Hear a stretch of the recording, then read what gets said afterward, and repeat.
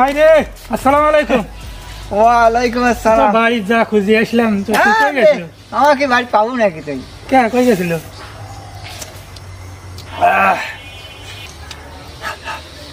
তার আগে কত ভাই, আমার কি স্মার্ট লাগতেছি না? স্মার্ট তো লাগতেছে, ঠিক আছে, কিন্তু গেছিল কে সেই কথা কা? আরে ওই গেছিলাম আর কি, ওই যে মনে করি সেই পেড়ায় শ্বশুর বাড়ি।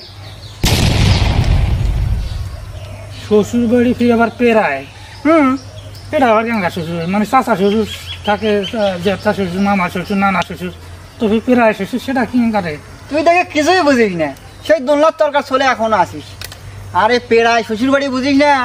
ওই যে মোর বড় ভাই আছে না, ওই বড় ভাই যে বিয়ে করছি, তো তার শ্বশুর বাড়ি আছে না, তো তার হলো পুরে শ্বশুর বাড়ি। তা মোর কি, মোর তোর প্রায় শ্বশুর বাড়ি, বুঝলি না? আর ওই বড় ভাইয়ের একটা ইয়ে শালি আছে, একটা শালি, বুঝলো? ওইটার সাথে কিছু আর কি, যে ওই নক্ক চক্ক চলতেছি, তো ওই জন্য কয়দিন থেকে না মনে করিস যা না, 2 দিন থেকে না আসুন। ওই জায়গা পেরায় শ্বশুর বাড়িতে আসছিল? শ্বশুর বাড়িতে আসুন। তো ভালোই তো, চেহারা কোনো ফুল ফুলে হয়েছে। হ্যাঁ, প্রায় শ্বশুর বাড়ি খাওয়া, তো কি খালো এই 2-3 দিন?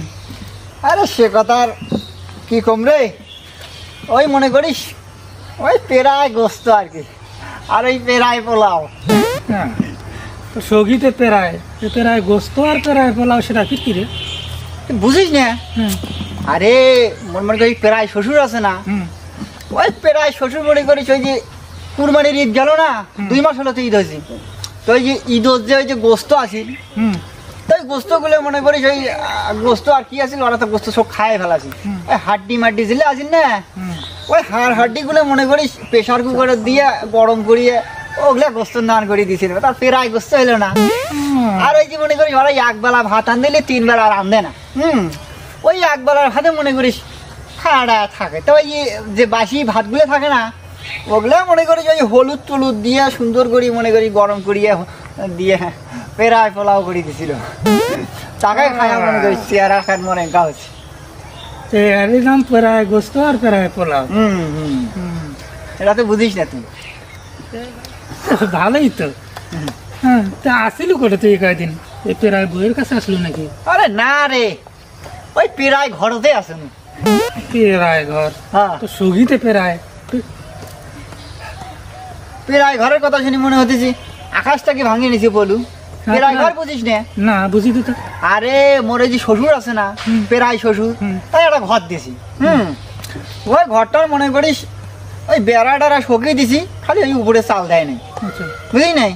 তাহলে উপরে চাল খান দিলে তো পুড়ে ঘর হয়, তাহলে এখন চাল দেয় নাই, এখন পেরায় ঘর নয়, পেরায় ঘরেতে আসে।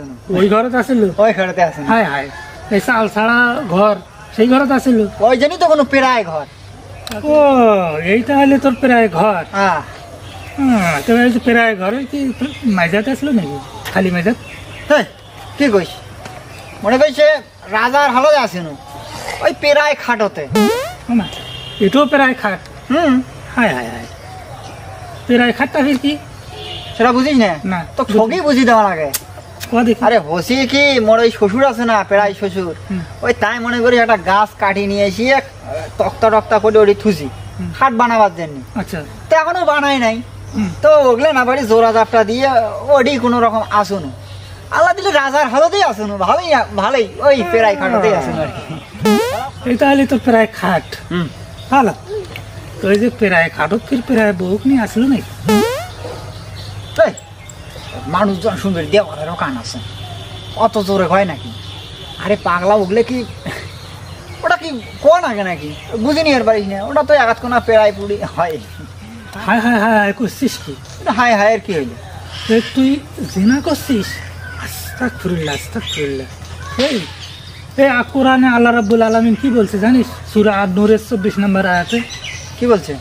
বলছে যে একজন যে জেনা করবে, একজন জেনাকারী ব্যক্তি একজন জেনাকারী মহিলাকে বউ হিসাবে পাবে, আর একজন জেনাকারী মহিলা একজন জেনাকার পুরুষের সাথেই তার বিয়ে হবে। এটা আল্লাহ রাব্বুল আলামিনের কথা, এটা মোর তোর কারো কথা না, এটা নিশ্চিত হবেই। আরে তো এখনো বিয়ে করিস নাই, বিয়ে করবে গেলে তো এখন জেনাকারী এক মহিলাকে পাবো রে, কি করছিস?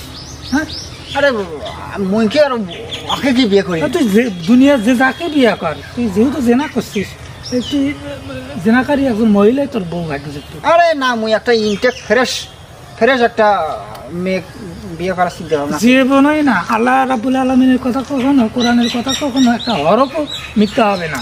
সেটা তো ঠিক আছে, তাহলে এখন বুদ্ধি কি রে ভাই? বুদ্ধি একটা আছে। আল্লাহ রাব্বুল আলামিন তো অত কঠিন না, কঠিন হৃদয়ের না। আল্লাহ বান্দার ঘরের জন্য সমস্যা দিছে, আবার তার সমাধানও দিছে। সমাধানটা কি? যদি বান্দা পাপ করিয়া ওই ব্যক্তি যদি খাটি দিলে যদি তবা করে, আর সেই তবা যদি আমি কবুল করি, তাহলে সে ফ্রেশ ইনটেক, তুই যেটা চাচ্ছিস এই ইনটেক পাবো। ভবিষ্যতে এই ধরনের কাজ করবো না, এই মর্মে যদি তবা করিস খাটি দিলে, তাহলে আর আল্লাহ যদি কবুল করে তোর তবা, তাহলে ইনটেক ফ্রেশ বউ পাওয়া পারিস। তাহলে ইনটেক ফেরত বউ আসবি না? হ্যাঁ, এটা 25 নম্বর আয়াতে আল্লাহ বলে দিছে।